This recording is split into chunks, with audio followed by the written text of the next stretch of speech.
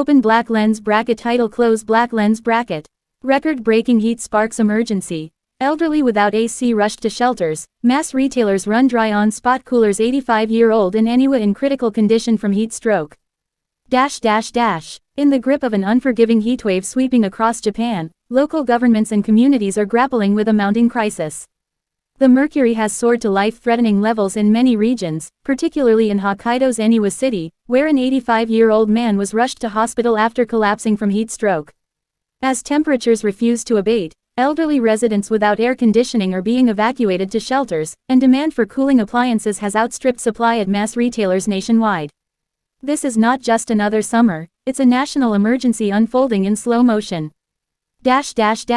Filled square. An 85-year-old in critical condition, I can't breathe. On the afternoon of July 25 in Eniwa City, Hokkaido, typically known for its mild summers, an elderly man living alone in a wooden house was found unconscious by a visiting care worker. With no air conditioner in the home and only a single fan in operation, the temperature inside had reportedly exceeded 34 degrees Celsius. The man, already frail from existing health conditions, was diagnosed with severe heat stroke and is currently in critical condition in intensive care. According to emergency personnel, his internal temperature was above 40 degrees Celsius. He may have been unconscious for over an hour. It's a miracle he was even found in time. Neighbors expressed shock. He always declined offers of help, saying he's fine with his old fan. No one imagined things would get this bad. Filled square. We're grateful to the town, elderly residents sheltered in public facilities. In a proactive move, local authorities in Eniwa and surrounding cities have started transporting elderly residents who lack air conditioning to designated shelters such as community centers, schools, and gyms. The city's crisis response chief explained, many older homes in the area were built decades ago without central air conditioning. We've identified at-risk individuals through welfare checks and have prioritized their safe evacuation. One such evacuee, a 78-year-old woman who lives alone, said tearfully from a temporary shelter. It was so hot I thought I would faint. When the officials came to get me, I didn't hesitate. I'm grateful to the town. At the Eniwa Daiichi Community Center, over 40 people have now taken shelter. Futons are spread out across the wooden gym floor, and portable coolers hum constantly. Volunteers hand out cold water, jelly drinks, and cooling patches. For many, it's the first time they've had such relief in days. Filled square. Spot coolers sell out, retailers can't keep up. As news of the heat emergency spread, demand for portable cooling devices has surged to unprecedented levels. In local appliance stores and national chain retailers alike, shelves were stripped of spot coolers, electric fans, and cooling mats within hours of opening. An employee at a Sapporo electronics megastore said, "We had over 300 portable AC units in stock just 2 days ago. They're all gone. Our suppliers say restocking will take at least a week." Online sales platforms have also seen explosive growth in searches for portable AC and cooling pads, with prices soaring due to scarcity. Reports of hoarding and even reselling at inflated prices are beginning to emerge. Filled square. Infrastructure pushes to the limit. The nationwide energy grid has also come under strain. As millions crank up their AC units, power companies have issued public pleas for energy conservation during peak hours. Hokkaido Electric Power issued a rare power alert, urging residents to turn off unnecessary appliances from 1 p.m. to 4 p.m. Despite the warnings, rolling blackouts have occurred in some rural parts of Hokkaido, where infrastructure hasn't been upgraded in years. These outages have only worsened the situation for the elderly, who rely on consistent power to keep cool. Filled square. A worsening trend, more than just one day. This isn't an isolated incident. July has been marked by record temperatures across Japan.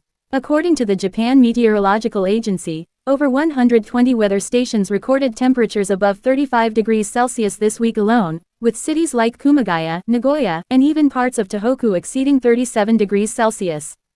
Professor Ito Masashi, a climate expert at Tokyo University, warns that this is part of a growing pattern of extreme weather. We're seeing the cumulative effects of global climate change. These aren't heat waves anymore, they're heat disasters. Data from the Fire and Disaster Management Agency shows that over 2,100 people were transported to hospitals for heat-related illnesses in the past week alone. Of these, 72% were over the age of 65.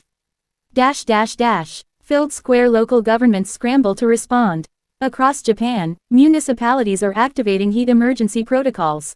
In Tokyo, cooling shelters have been expanded to include subway stations and shopping mall atriums. Osaka has distributed free cooling kits to low-income seniors, which include portable fans, bottled water, and cooling towels. Meanwhile, in Eniwa, Mayor Nishikawa held a press conference pledging expanded support. No one should be left to suffer alone. We will do everything possible to identify at-risk individuals and provide them shelter and care. He also called on national authorities to accelerate funding for heatwave countermeasures and infrastructure improvement in colder regions historically unprepared for such temperatures. Filled square volunteers step up amid crisis. Amid the chaos, there are also signs of hope. Volunteer groups such as Cool Aid Hokkaido have mobilized rapidly, visiting the homes of elderly residents with care packages and offering to transport those in distress to shelters. Local high school students have helped deliver water and set up cooling tents in park areas. One volunteer, 17-year-old Kanae Murakami, said, "We've been trained in first aid and how to spot heat stroke. I want to help save lives." Her group has already assisted over 60 people in just 2 days. Filled square, what can be done? Experts weigh in. Experts stress that Japan must rethink its approach to heatwave preparedness, especially for vulnerable populations. Dr. Arai Tomoko, a geriatric specialist at the National Center for Geriatrics and Gerontology, said, "Elderly people often underreport how hot they feel. They may not drink enough water, and some even turn off fans to save on electricity. Education, access to cooling, and regular welfare checks are vital." Dr. Arai advocates for a national, heat resilience strategy that includes subsidies for air conditioner installation, cooling shelters as a permanent fixture in urban planning, and targeted outreach programs for seniors. Filled square, looking ahead. As of July 26, the heatwave shows no sign of abating. Meteorologists predict another week of extreme temperatures across wide swaths of Japan. For thousands of elderly residents, the threat is not just discomfort but survival itself. Back in Eniwa, the community center echoes with the low hum of machines, the soft murmurs of evacuees, and the quiet gratitude of those who made it to safety. For the 85-year-old man still fighting for his life, the story hangs in the balance. But for Japan as a whole, this sweltering summer may be the wake-up call it can no longer ignore.